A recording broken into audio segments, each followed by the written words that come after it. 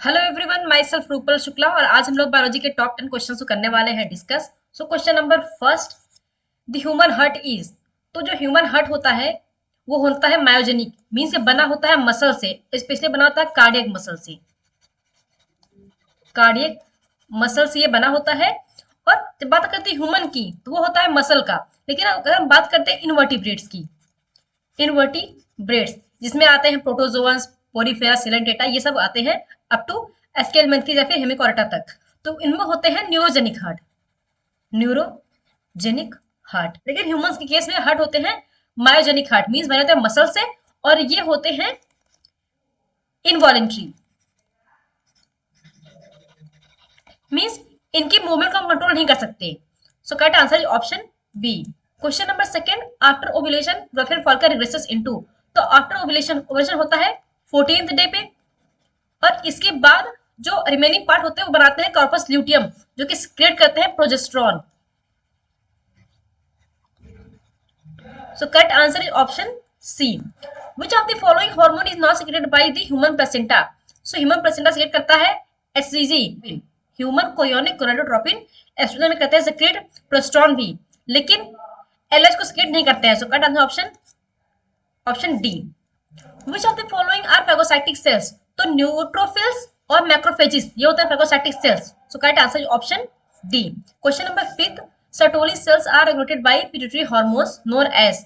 तो वो होते हैं LFSH. So correct answer is option B. और पिट्यूटरी हार्मोन्स कहते हैं, पिट्यूटरी ग्लैंड को कहते हैं मास्टर ग्लैंड, पिट्यूटरी ग्लैंड कहते हैं master gland. Next question, in which of the following type of cells the gap junctions are absent.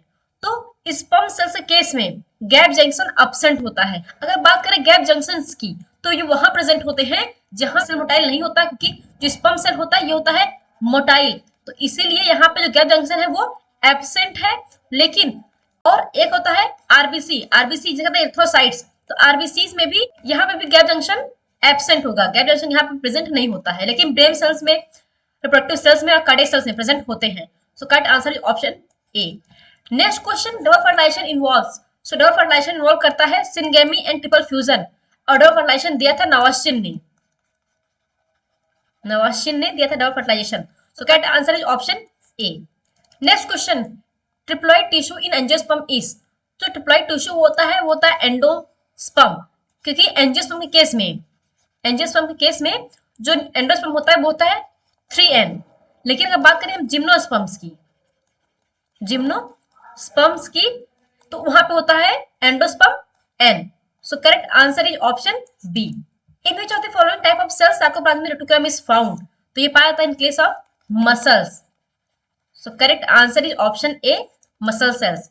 Last question, in bananas edible part is. तो banana के case में जो ऊपर का जो छिलका होता है वो होता है एपिकार, एपिकार्प, जो कि हम नहीं खाते हैं। हम खाते हैं रुडिमेंट्री एंडोकार्प, एंडोकार्प होता है, और फ्लैशी मेसोकार्प।